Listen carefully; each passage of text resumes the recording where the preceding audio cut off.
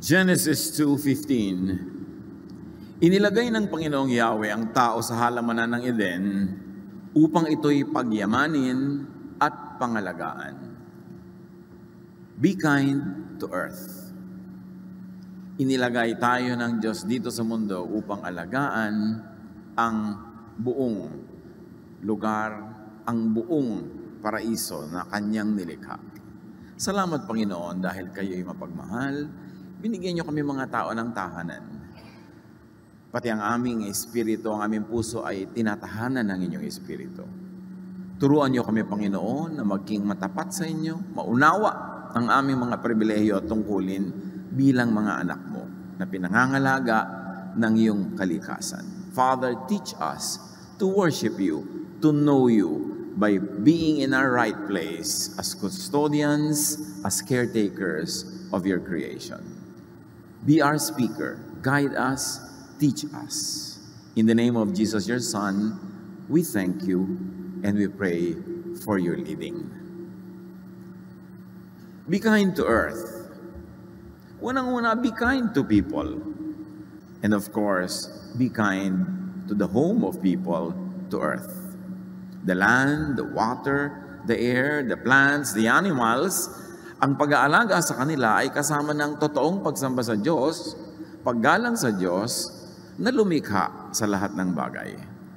So Genesis chapters 1 and 2, we see that God created the heavenly bodies, including the earth and everything in and on it.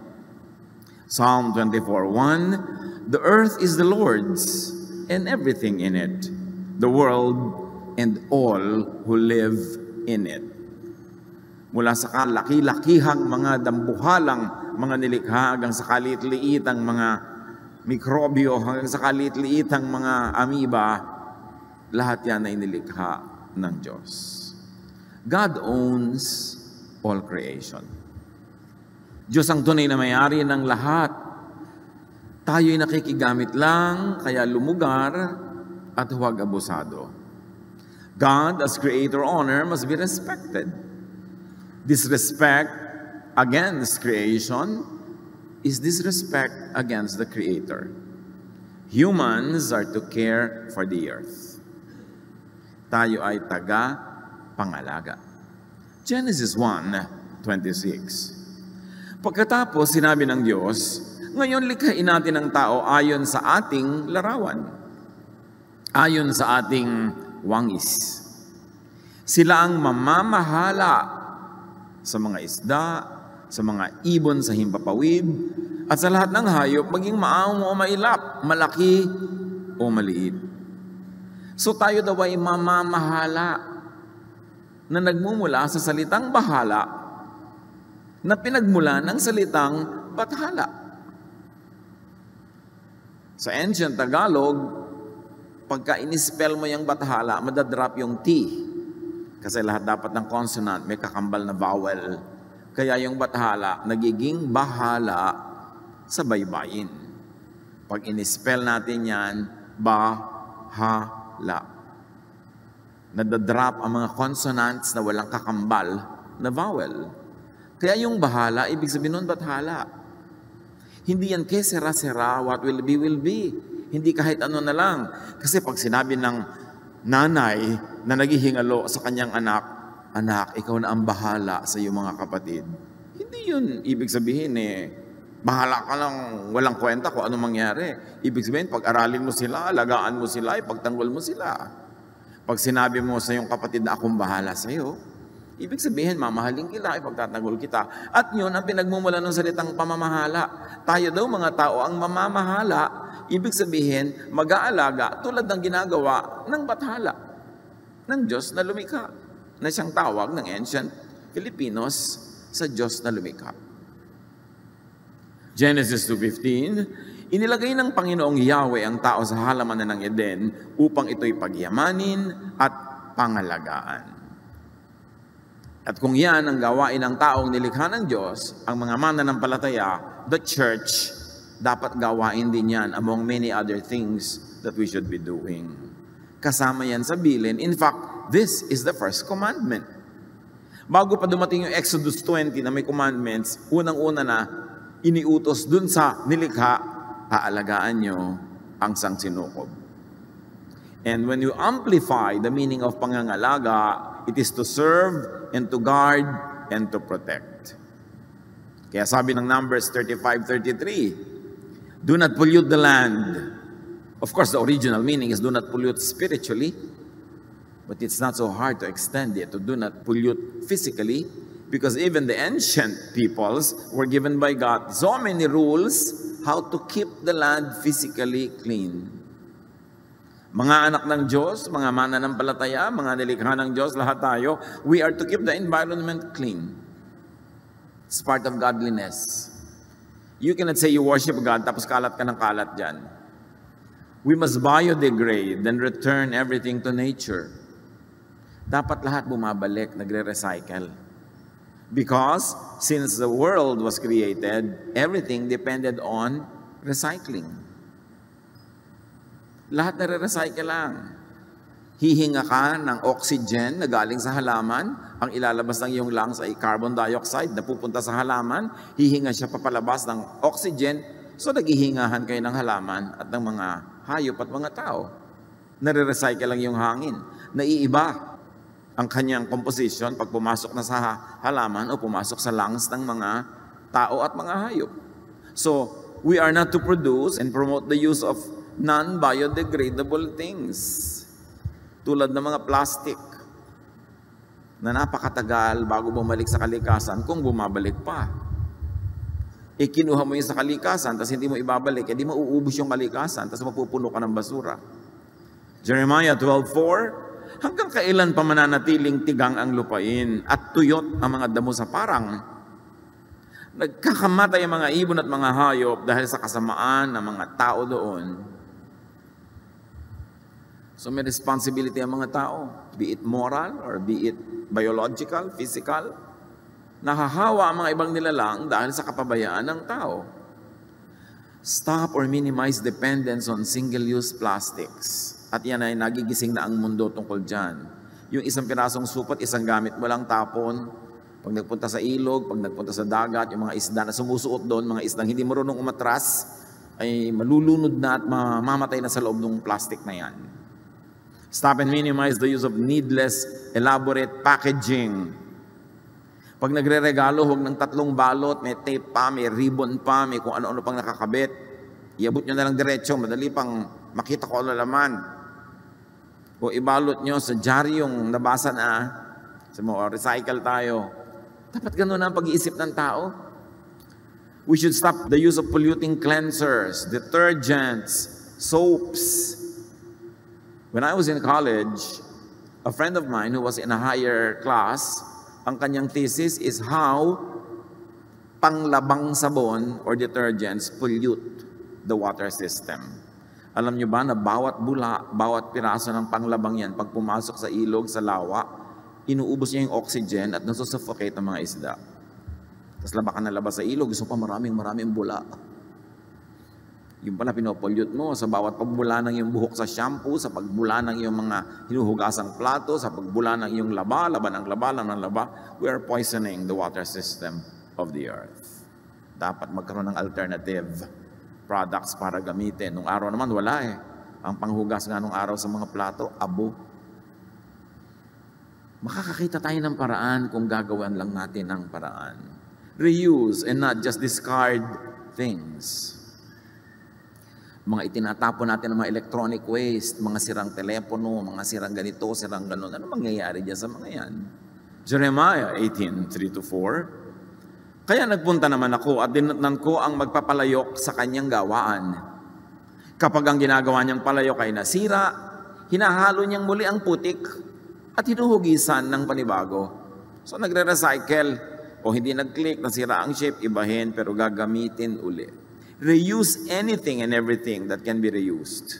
That's part of worship.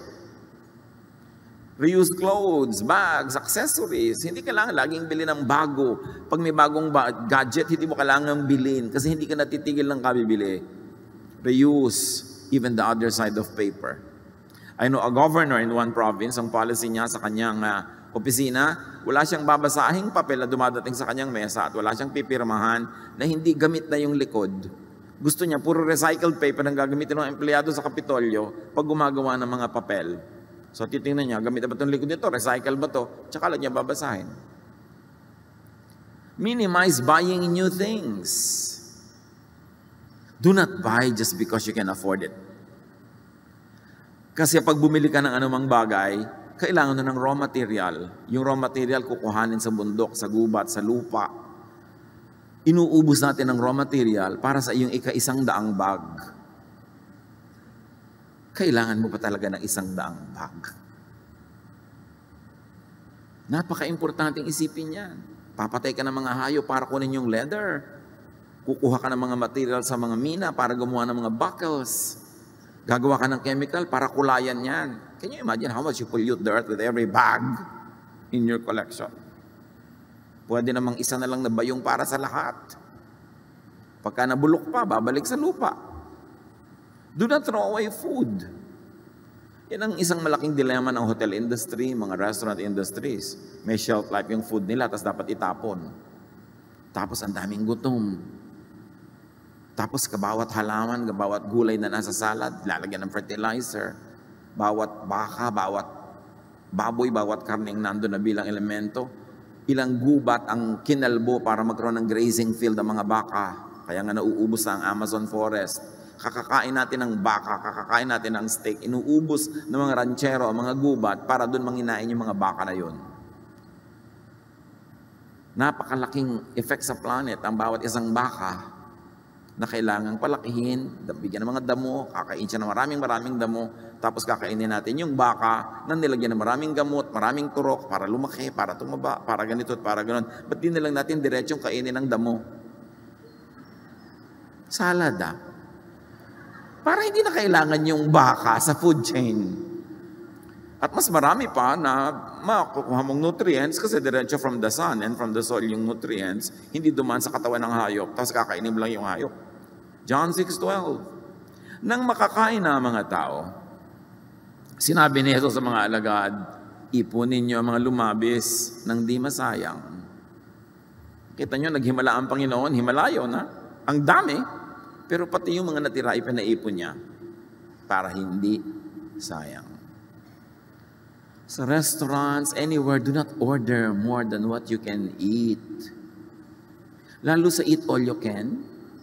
You want to die at once? Dalasan nyo yung eat all you can. Bakit kailangan eat all you can, not hindi eat what you need? Can you imagine na nakaka-insulto yun sa sir, eat all you can? Ano palagay mo sa akin? Di ba? Lahat ng kaya ko isaksak sa akin, mabagsik na sikmura, lulunukin ko. Dahil eat all you can. Di ba nakaka-insulto sa ating pagkatao? Eat what you need. And at times, you may eat what you want. Pero yung eat what you can, kaya nakita mo bundok-bundok yung mga plato at sa dami ng mga abusado, o bawat isang sobra dyan, meron ka multa. So nailagay mo sa plato mo para hindi ka mapagmulta, lululunin mo na lahat. Not good. And do not put everything on your plate in buffets. Ang dami natitira. Lalo yung mga plated sa mga buffet na wedding, mga buffet na handaan. Ang konti-konti naman ang kinakain ng tao, ang daming tira.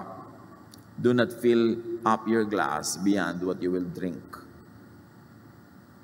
Bihirang-bihirang tao, inuubos yung laman ng baso. May kalahati, may 1/3. Yung kalahating baso, pa pinagsama-sama mo lahat ang basong may natirang kalahati, mapupuno ang Angat Dam. Can you imagine all the wastage? So recycle everything. Mga anak ng Diyos, part yan of holy living. Recycle especially water. Mula nung nilikha ang mundo hanggang ngayon, not one drop of water came out or entered the universe. Entered the earth. Recycle ang lahat. Ang ininom niyong tubig kaninang umaga, pinaghugasan siguro ng paa ni Cleopatra. O ihi ng palaka. Paikot-ikot lang ang lahat. Ecclesiastes 1:7, lahat ng tubig ay umuuwi sa dagat, ngunit hindi ito napupuno. Bakit? Kasi nag-evaporate. Ang tubig ay bumabalik sa batis na pinagmulan upang muling umagos sa patungong karagatan. You see, I mean, Ecclesiastes 1:7 is talking about the water cycle. Long before science determined the method of water cycling and recycling. Pabalik-balik, paulit-ulit ang lahat. Kaya tayo kain ng karne, kain ng gulay, ng mga halaman, kain ng ano. Dapat tayo pag namatay, maagnas. Para bumalik tayo sa lupa at pakinabangan ulit tayo ng mga damo, ng mga papaya, maging prutas ulit tayo, makain ulit tayo iba. Yung tinatawag nila na the cycle and circle of life. Kumakain ka, kinakain ka, paikot-ikot lang. Eh yung napaka-selfish mo naman kung nakapreserve yung bangkay mo for 2,000 years.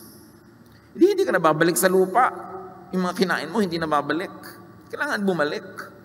So recycle and reuse water at home.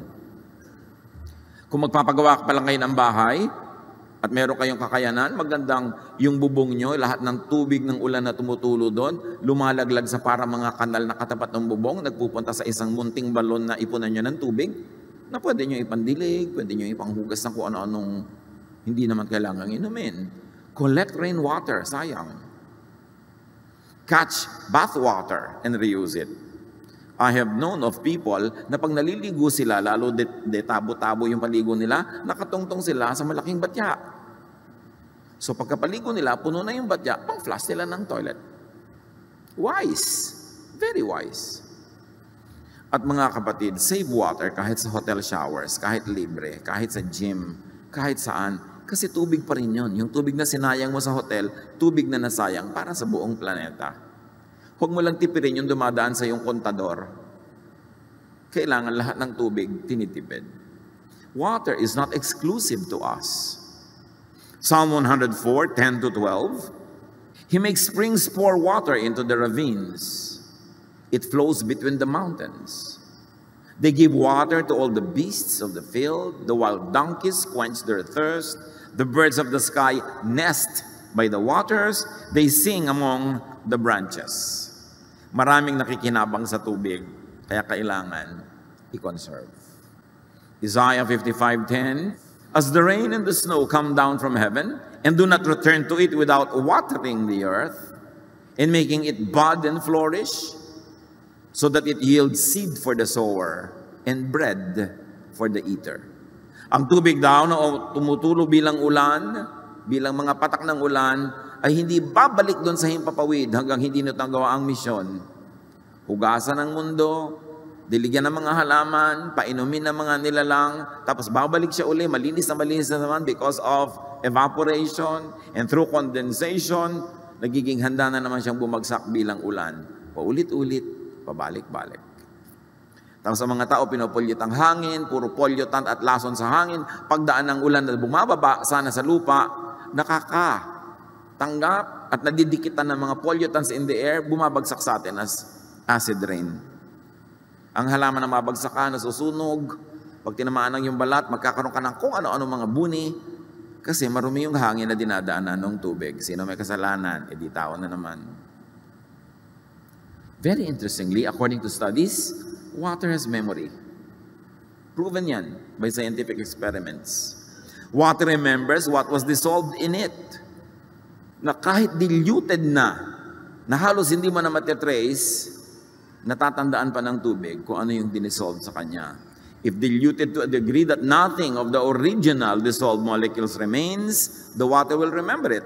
There were experiments. Human antibodies were dissolved in water and diluted until none of the original antibodies were present. Now, while the same blood cells were put in the same water, these cells responded as if the antibodies were in the water. Kung hindi nyo naintindihan, palampasin nyo na. Ang mahalaga, naiintindihan ng tubig ang lahat ng nahihipo niya, lahat ng come into contact with the water, natatandaan niya. Kaya ngayon, ginagamit na sa high-tech sciences ang tubig bilang component of many super high-tech instruments because water remembers. In this very interesting book called The Secret of Water by Masaru Emoto, ang dami nilang experiments, nakita nila na ang tubig ay nakakausap. Water reacts to environment. Water reacts to human words, to human language and emotions. May mga tubig na pinupuri nila, pinasasalamatan, tapos i-freeze. At pag frozen natin, tinitingnan nila under very powerful microscopes yung mga molecules niya at yung mga formations niya as crystals, ang gaganda ng formation para mga parol sa Pampanga. Pero pag yung tubig, minura-mura nila, pinintasan, tapos i-freeze, tiningnan nila sa microscope yung mga components, durug-durug, wasak-wasak, pangit-pangit. Kaya pala dapat nagpapasalamat ka. Salamat Lord sa tubig. Thank you tubig. Iniinom kita. Naliligo ka. Thank you tubig. Wow, masarap mo naman tubig. Kasi gumaganda siya lalo. Papagandahin ka rin niya. Pero may tubig kang katulad. Ayoko naman tubig na ito. Tabang-tabang. Diba? Ayoko sa tubig na ito. Papangit siya lalo. Parang tao nagre-respond. Pag pinupuri, there are beautiful formations. Pag pinipitasan, chaotic formations. Nakikinig pala sila. I was talking to one very prominent leader of the church the other day. At nung binanggit ko to, sabi niya, kaya pala, alam mo kapatid, sabi niya, minsan naliligo kami sa beach, nag-enjoy kami sa malaking alon. Ako sabi ko, more, lumaki talaga yung alon. Sabi ko, more, hanggang inanod kami, butik na kami nalunod.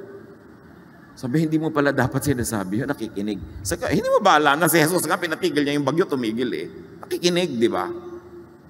May power talaga. Marami tayong hindi alam. So may kaharap kayong tubig o inumin, huwag niyong pintasan. Lalo't kung kailangan niyo rin namang inumin.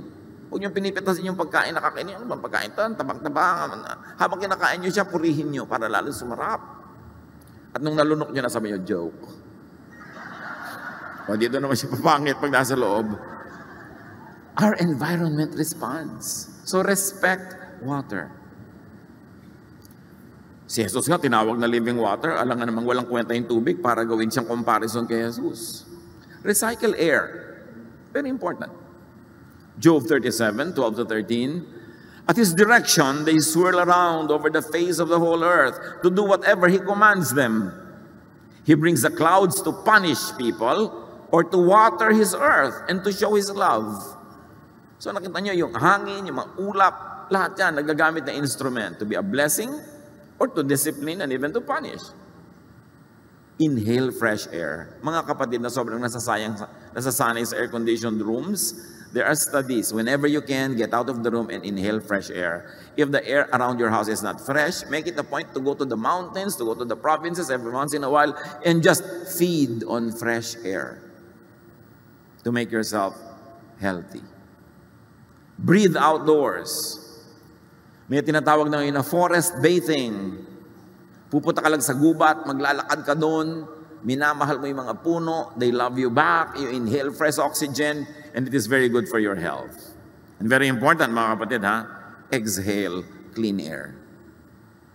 Yung, ang sari-sariwa ng hangin nang mag-inhale ka, tapos pag-exhale mo, nakakamatay ng insekto. Anong nangyari? Yung malinis na hangin, pagpasok sa lungs mo, paglabas ang dumi na, di ang dumi ng lungs mo pala. Ang dumi pala nung lalamunan mo, ang dumi pala ng mga gilagid mo dyan. Kaya kailangan nililinis natin ang ating buong katawan para pag inhale mo ng malinis, pag exhale mo, malinis pa rin. Pananagutan natin yon. Exhale clean air. Cleanse your body. Do not poison the air with insecticides. Sino sa inyo mahilig mag-spray insecticide? Alam niyo yung salitang may CIDE sa dulo, side? Ganon din yung suicide. Nakakamatay ang lahat na may side sa dulo. Kaya mga pesticide, insecticide, suicide. Tapos mag-i-spray kayo ng lamok, patay. Mag-i-spray kayo ng langaw, patay. Kung size nyo ang lamok at langaw, patay din kayo. The only reason why you don't die is you have bigger lungs. Pero kung ang dami nyo nang na-spray na nagawa, paulit-ulit, in proportion to your size, para na rin kayong lamok sa dami nang na-spray nyo, you will soon die. Kasi nakakamatay. Iaanin po namin yung mga insekto. Well, screen your house, magkulambu ka, and use insect repellents. Mga halaman na nagpapaalis ng hayop, hindi na pumapatay. Tinataboy lang nila para hindi mo katabi. Kasi ang nakakamatay sa insekto, nakakamatay din sa'yo. Lalo may mga baby ka sa bahay, may mga may sakit sa bahay, spray ka ng spray, nalululun mo rin yun. Pumapasok yun sa lungs mo. In proportion lang nga, mas malaki yung lungs mo, kaya mas matagal ka mamatay. Pero mamamatay ka rin pag di mo tinigilan yan. Conserve Earth's resources. replenish, restore the earth's nutrients.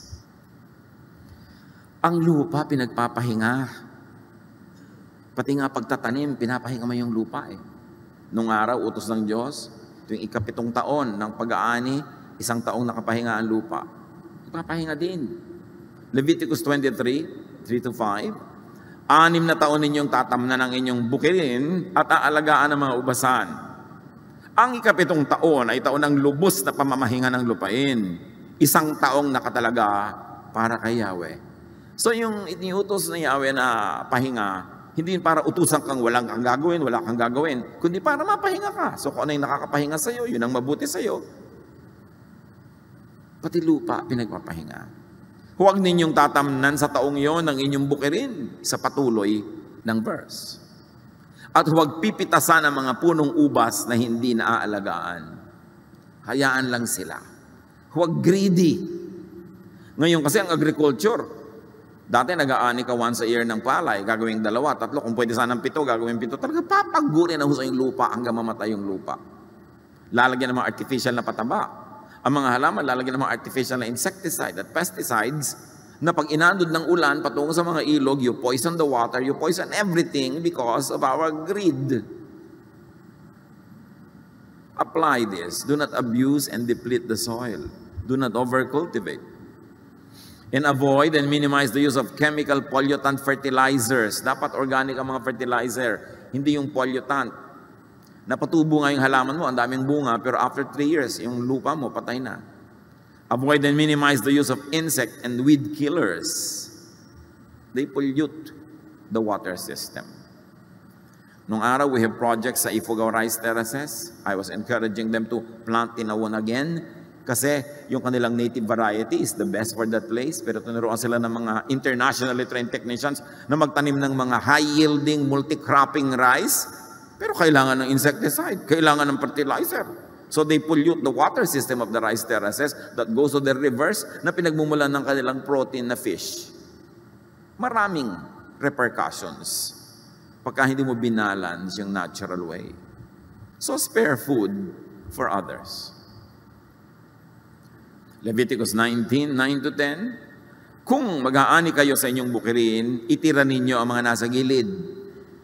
At huwag na ninyong balikan ang inyong naanihan. Huwag ninyong pipitas ang lahat ang bunga ng ubasan, ni pupulutin man ang mga nalaglag. Bayaan pa ninyo ito para sa mga mahihirap at sa mga dayuhan.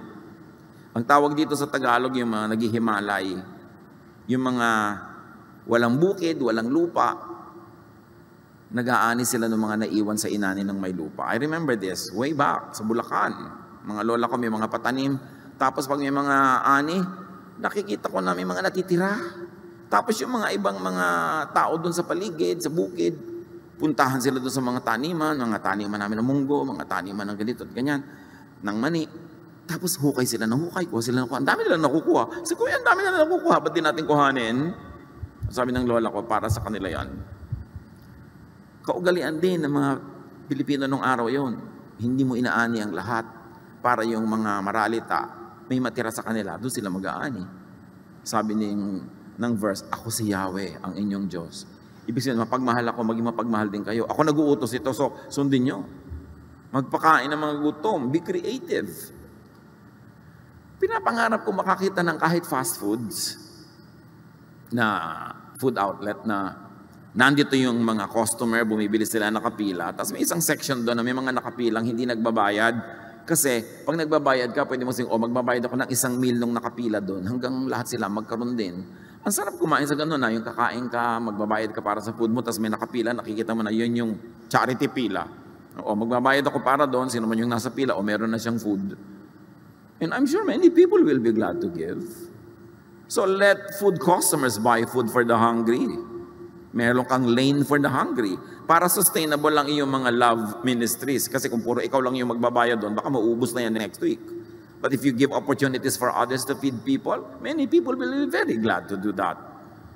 Importante, kung may baon kayo, meron kayong extra baon na sandwich, extra baon na biscuit. Pag may nakita kayong gutom, ibigay nyo. Dahil yun ang gusto ng Diyos, that we share food. And of course, spare food for animals. Psalm 104:14, You let the earth produce grass for cattle, plants for our food. So, sabi nga, kailangan merong para sa cattle at merong para sa atin. Hindi tayo lang. For the sake of animals, care for the land. Pag sobra tayo naglagay ng mga insecticide, pinapatay mo lang yung kulisap ng iyong palay, pero namatay lahat ng kulisap. Pati mga bulate na apektuhan. And now, the world is running out of bees. Sa takot natin sa bee na matusok tayo at makagat, inuubos natin ang mga bees. Bees ang nagpo-pollinate ng mga bulaklak. Pagka hindi yan na-pollinate, hindi sila mamumunga. Mawawalan tayo ng buong pamumunga ng mga halaman. Kala natin, ganun-ganun lang yun. Nalipulin mo ang isang uri ng mga nilalang, maapektuhan tayo lahat. Avoid reckless consumption.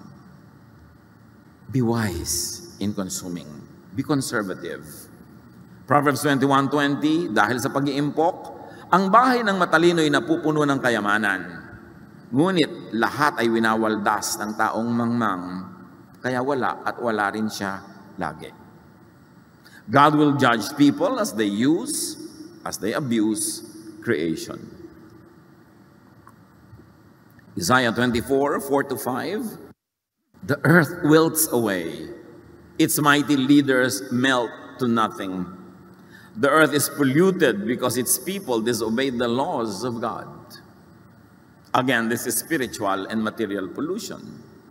Jeremiah 2:7, dinala ko sila sa isang mayamang lupain upang tamasahin nila ang kasaganaan yon, ngunit dinungisa nila ang ibinigay kong lupain dahil sa karumal-dumal nila mga gawain. Psalm 107:33-34, He turned rivers into a desert, flowing springs into thirsty ground, and fruitful land into a salt waste because of the wickedness of those who live there. Kita nyo ang nagiging bunga ng kasamaan ng tao, ang mga ilog nagiging disyerto, ang mga bukal nagiging uhaw na tigang na lupa, at ang lupain na mayaman nagiging akanin mo yung mga asinan na maalat na walang tutubo dahil sa kasamaan ng tao.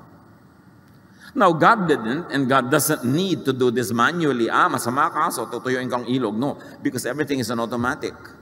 All the laws of God are set. And when it is broken, may automatic results. God does not have to step down from heaven to interfere. The bad will happen when we do the bad. So kailangan maging responsable tayo. Revelations 11:18, the nations raged, but your wrath came. And the time for the dead to be judged, and for rewarding your servants, and for destroying the destroyers of the earth. Darating daw ang panahon, ang lahat ng namatay na ay hukuman, ang lahat ng mga gumawa ng mabuti ay gagantimpalaan, at wawasakin ang lahat ng bumasak sa mundo. It's time to destroy everyone who has destroyed the earth. Panahon na upang wasakin mo ang mga nagwawasak sa daigdig. May consequence. May masamang bunga ang pagpapabaya. The earth is just one. Yan lang ang bahay natin. Tapos magtatapon ka ng dumi sa ilog, pupunta sa dagat. Akala mo ba lalayo yun? Nasa loob pa rin yun ng planeta. Why are we polluting the only home we have? We are polluting the air. Saan ka lilipat pag wala ka na mahinga? Inuubos mo ang gubat. Saan ka mag-agriculture pagka namatay na ang lahat ng mga halaman? Pinopollute natin ang lahat ng ocean. Saan tayo pupunta pag na-poison yan? Akala nyo ba lalayo yan? Nandyan lang, paikot-ikot. It is the only island in this vast space of lifelessness that we have, and we are destroying it. Wala naman tayong lilipatan. Padala ng mga spacecraft sa Mars, sa Moon. Ang atupagin natin, magtanim tayo ng mga halaman, linisin natin yung mga dagat, kasi ito yung bahay natin. Ba't mo dudumihan ang sarili mong bahay? Why pollute and destroy your only home? Kailangan. Ang mga bansa, may mga nuclear weapon. Akala nila, pag pinaputok nila sa malayo, doon sa kalaban nilang bansa, nasa loob pa rin yun ng Earth. Yung atmosphere, yung pa rin ang tatanggap ng mga laso nun. Babalik din sa kanila yun, parang water, pabalik-balik. Akala natin, mapipigil mo ang dumi by national boundaries. May mga bansa pa nag-e-export ng basura. Bakit? Pagka ba nabulok yan dito sa lugar na ito, hindi ba sila maapektuhan? Dadalhin din yun ng hangin doon. We should all be responsible for the environment. And of course, aside from being kind to people and to the earth, we should be kind to all the living. Be kind to animals. Kumusta ang score natin dito mga kapatid bilang mga mananampalataya ng Diyos? Like humans, animals have intelligence. They are aware. They know. Job 12:7, if you want to learn, then go and ask the wild animals and the birds. Matatalino ang mga hayop. The animals came to Noah. Birds fed Elijah. And animals have feelings. Mayroon silang damdamin tulad ng tao. Crocodiles swim and have fun. Ostriches flap joyfully. Horses rejoice. And did you know that elephants have funeral rites for their dead? Pag may namamatay silang kalahi, tinatakpan nila ng mga sanga, ng mga dahon, ng lupa, inililibing nila ang kanilang dead. And yet people shoot an elephant just to get the tusk para lang magka-ivory. Mga anak ng Diyos, huwag kayong bibili ng ivory. Every purchase of ivory, inuutusan nyo yung nagtinda sa inyo na pumatay uli ng elepante para may mabili pa uli at meron silang pagkakitaan. Animals love their mates, their children, their family and friends. Kita nyo kung paano alagaan itong swan na ito yung mga anak niya. Meron ng sinasakyan, may takip pa sa ibabaw. Lions take care of their babies. Everybody, all of these animals are very caring parents. Respect animals. Do not objectify them. Huwag nating manhirin ang ating sarili para hindi natin maramdaman ang kirot na nararamdaman ng mga hayop pag tayo ay nagiging malupit. Animals do not belong in cages. They belong in the wild. Hindi sila bagay sa zoo.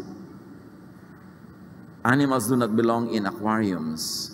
Alam niyo yung mga seafood market, yung buhay na buhay yung mga isda, iluluto. Alam niyo ba na mula nung nahuli sila hanggang lutuin para sa inyo, hindi sila pinapakain? Wala silang nakakain kasi para daw hindi dumumi yung aquarium at saka para malinis ang kanilang sikmura at pag niluto, malinis, mag-enjoy ang customer.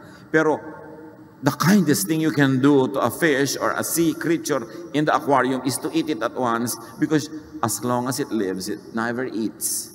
The agony only prolongs.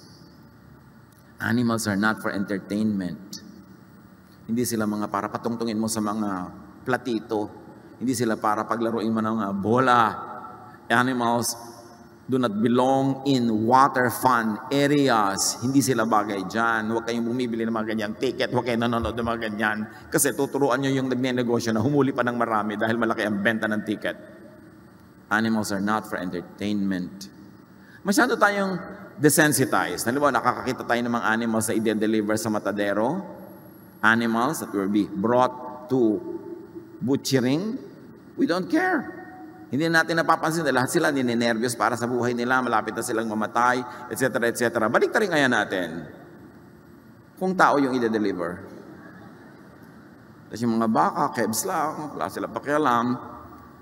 Kailangan palitan natin yung pwesto natin para maging sensitive tayo pamisa-misan. Pag sa supermarket, nakakakita ka ng mga karne, iba-ibang cut. Imagine mo mga tao yung cut na yun, namimili mga baka. Diba? Anong gusto mo ngayon, iha? Ang gusto ko po ng tenderloin na tao. Diba? Gusto ko ngayon ng chop na mga ganito. We are so desensitized. Of course, kasama sa life, yung you eat, you get eaten. But what I mean is, ang dami nating abuses. By eating more vegetables, by eating more fruits, you have less need for meat. At imbes kinakain mo yung buong steak, pwede mo maging sahog na lang. Kung talagang gustong-gusto mo, at least konti na lang. Imbes 5 baka yung kinain mo buong buhay, 1 na lang. Malaking tulong na rin yun. Hindi ka naman kailangan maging absolute vegan, but you can help. Now, animals are loved by God. Mahal ng Diyos ang mga hayop. Matthew 6:26, look at the birds of the air.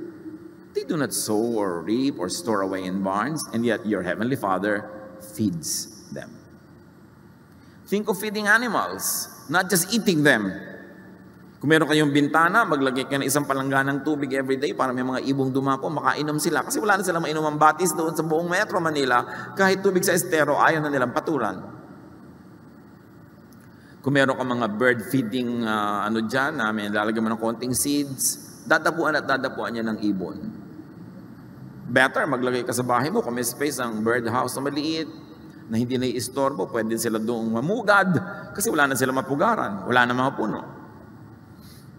Proverbs 12:10, good people are kind to their animals, but a mean person is cruel. Meron ka makikitang aso, ang tali, alambre, sa leeg. I saw a dog one time na iikot-ikot, gutom na gutom, at nung tinawag ko, salamat lumapit, nakalubog sa leeg niya, alambre. Kasi maliit pa siyang tuta, alambre ang collar niya. Lumaki na siya. Can you imagine na sa bawat paglaki niya, sumasakit dahil lumulubog sa laman niya yung alambre. I had it removed. Ang sakit, nagtiis ang aso, tiniis niya. Tapos hindi na siya umalis. Nandun na siya forever with us. Ang daming ganung hayop. Ang daming mga isda, ang daming mga turtles na napapasuot sa plastic na supot, di na sila makalabas. Nasusuffocate na sila. Ang daming iniiwan ng mga mangingisda ng mga lambat sa dagat, lalo na lagot, nasira. Tapos napapasuot doon yung mga isda at na-entrap na sila forever. Ang daming ganyang cases. Kahit nga sa hayop, sabi ng Diyos, pagka ang hayop nagigiik ng mga grain, alam niyo nung araw yung mga meal ng bato na dinudurog yung mga grain, mga baka, mga beasts of burden ang nagpapaikot ng bato na yon. Deuteronomy 25:4, huwag niyong bubusalan ang bibig ng baka habang ito'y gumigiik. In other words, kung ginigiik ng baka yung mga grain, walang busal ang bibig niya, walang takip, pwede siya dapat yumuko at kumain whenever the baka likes to eat. Diyos pa ang may sabi niyan. Ganyan niya kamahal. Matthew 12:11, sumagot siya, kung kayo'y may tupang nahulog sa balon sa araw ng pamamahinga, hindi ba ninyo ito iaahon? So ano itinuturo ni Jesus? Kindness to animals above religious tradition. Ganun kamahal ng Diyos sa mga hayop. That God even commissioned a donkey to talk to a prophet. Yung prophet na naliligaw ng landas, ang ginamit ng Diyos para kausapin siya, isang donkey. At nagsalita ang donkey. Needless to say, we have to be kind to plants. According to the studies, plants have intelligence. Plants remember and learn like water. Ang mga halaman, patuloy nilang sinusuri ang kanilang kapaligiran, lahat ng mga nakakasalat, nakakahipo sa kanila, at sila ay nagpapasya kung paano sila tutugon sa ganung mga pangyayari sa paligid nila. Ang ugat ng halaman, pag nakatama sa bato, ay iikutan niya yung bato hanggang makahanap siya uli ng malambot na lugar. May mga experiments sa mga halaman na nagre-respond talaga sila. Plants even respond to human words and thoughts. Kaya mga iba, kinakausap nila yung halaman, na pagkakamala mo, ay may sira yata yung kapitbahay namin. Nagre-respond sila. There were experiments, at ito sa book na The Secret Life of Plants.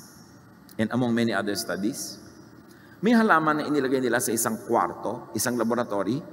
Nilagyan nila ng mga pangsukat ng electrical activity at kung ano pa na inilalagay sa ulo mo pag tinetest yung brain mo. Tapos meron silang inutusan na isang lalaki. Pumasok ka, tagain mong halaman. Pagpasok ng lalaki na intensyon niya, tagain yung halaman, na-tense yung halaman, nakita doon sa mga ikinabit sa kanya na instruments. Nagkaroon siya ng electrical activity na panic siya. Tapos nung tatagain na siya, talaga ang lakas ng galaw ng mga pambasa ng movement sa nangyayari sa halaman. Tapos sinabi nung nag-experiment na, huwag mo na ituloy, huwag mo tagain. Biglang nag-relax yung halaman, nawala yung mga reading. Pagkatapos, meron silang isang inutusan na tao, pumasok ka, kunwari tatagain mo pero huwag mo tutuloy. Pagpasok niya, hindi siya pinansin ng halaman. Alam ng halaman, kunwari lang. Diba? Sabi nga nila, don't tell secrets in a vegetable garden because potatoes have eyes and corn have ears. Of course, iba naman yun. Pero yes, nagre-react sila. Kaya nga yung fig tree, sabi ni Jesus, naku, huwag ka na sanang mamunga pa kahit kailan. Naluoy nag-respond. Nagre-respond ang lahat ng buhay na bagay. Kaya mag-ingat-ingat tayo. Plants even communicate among themselves and with other creatures like fungi and even with animals by releasing through their roots, branches, and leaves certain chemicals. Nag-uusap-usap sila. May mga studies, mga kapatid, ng isang puno na nasugatan, natumba, nahirapan, tinutulungan siya ng mga ibang halaman na natiling malusog. Yung mga roots nila nagkakabit-kabit, nagkukonek-connect, and through the other living organisms in the soil, they help nourish a fallen tree. They help nourish a sick plant. Nagtutulungan sila, mabuti pa sa tao. Yung naaamoy nyo sa bukid pag bagong tabasang damo, actually, it's a chemical distress signal for plants. Na pag pinuputol sila, nagre-release sila ng amoy to warn the other plants around to get ready for it. At kung ano man ang preparasyon ang ginagawa ng iba, it works. Some plants, like tobacco, release a chemical. Pag kinangat-ngat-ngat yung dahon nila ng isang uri ng insekto, they release a certain chemical that attracts caterpillars para pumunta sa kanila at kainin nila yung insekto. Kumbaga, kinakain ako ng insekto ito, wala akong magawa kasi halaman ako, I will release a chemical na attractive sa mga caterpillar, magdadatingan sila, ay, may insect pala dito, kakainin nila insect, tumigil ang paggat-ngat niya sa dahon. Nag-iisip sila. Plants have senses and feelings, tulad halimbawa ng makahiya. Ang makahiya, o tama, pag hinipo mo, nahihiya nga siya. Diba, dahan-dahan siya nagsasara. O, ang ganda-ganda niyan kung meron kayo sa inyong dinner table. Pero alam niyo yung makahiya, pag hinipo niyo, di sasara. Kasi akala niya may danger. Hipuin niyo ulit, wow, ang ganda. Sasara ulit. Pag inulit niyo po ulit, hindi na siya sasara. Sabi ng makahiya, nek-nek mo. Pinapagod mo lang ako. Hindi naman to talaga danger, wala. Hindi na siya sasara. Marunong siyang matuto. Hindi katulad ng iba, nakakalimang papa na, hindi pa natuto. Yung makahiya natututo, yung Venus flytrap, yan, halaman yan. Ang pagkain niya, mga insekto. So, ina-attract niya ng matatamis na mga katas. Pero ang insekto ito, pag pumasok, da-da-da-dan, sumara na. Ganyan din na maraming pag-ibig, mga kapatid. Diba? Kala mo matamis, kakainin ka pala. Pero, nag-iisip yung halaman. Kung kailan siya sasara, buong-buo na ba na nasa loob ang insekto o kalahati pa lang, baka makalabas, marunong siya mag-isip. The pitcher plant. The pitcher plant has liquid inside it. Mga insect na attract, mahuhulog sila, iinumin nila, pero digestive juices na yon, the pitcher plant suddenly has lunch. Marunong silang dumiskarte. Of course, plants think to change forms.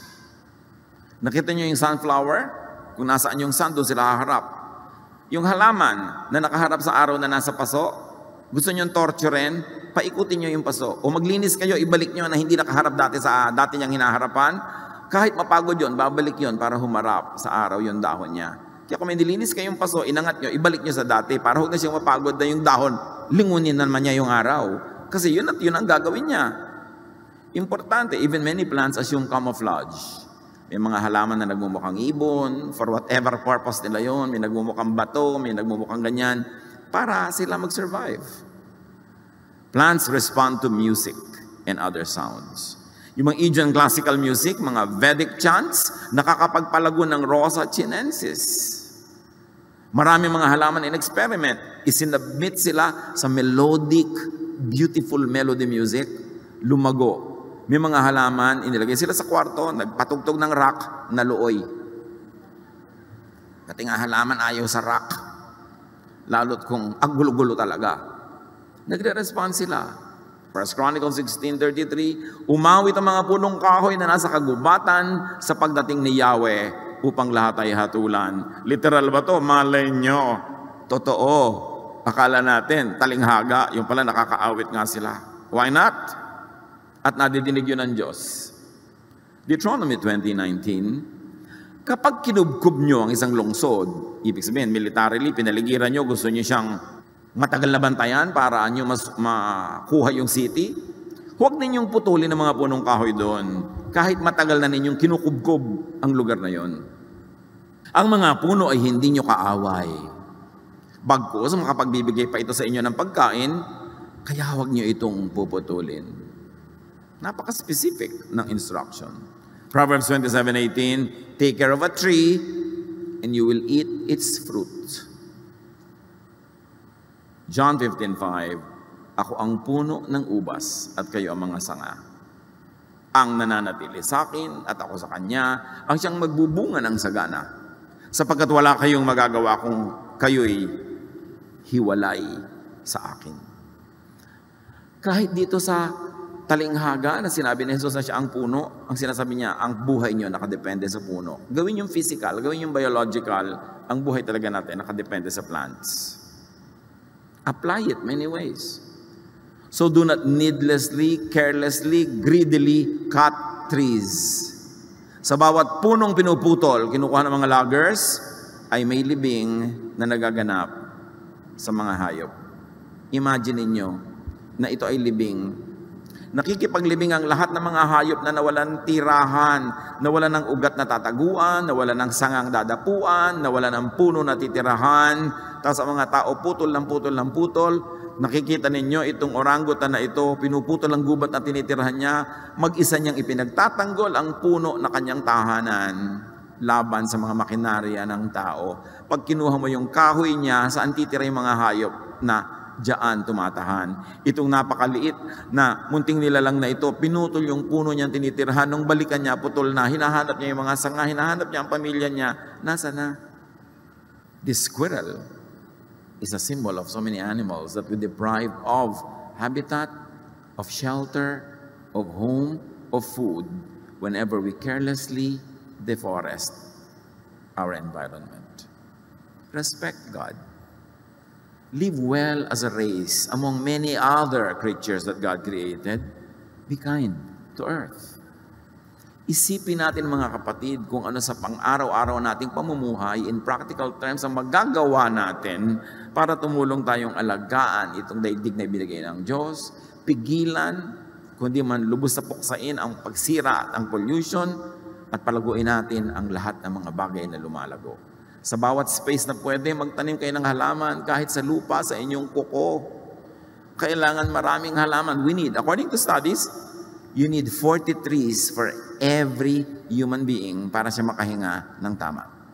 Kung naubos na yung trees, saan tayo kukuha oxygen? Mag-isip-isip. Pag-isipan natin mga kapatid sa ating mga araw-araw na pamumuhay, paggamit ng mga plastic, paggamit ng mga disposable, ang walang habas na pagsira natin sa ating kaisa-isang tahanan at paglabag natin sa magandang kalooban ng Diyos. Ama namin, turuan niyo po kami na maging responsible caretakers of the earth. Ipakita niyo sa amin sa bawat hakbang na ginagawa namin sa practical sa pang-araw-araw na buhay kung paano kami makatutulong at nang sa gayon maluwalhati ang iyong pangalan at kami maging tunay na matapat sa iyo sa pag-aalaga sa iyong nilalang. Pagbulay-bulayan natin ang mga ito at ituring na bahagi ng isang tunay na pagsamba sa ating Diyos.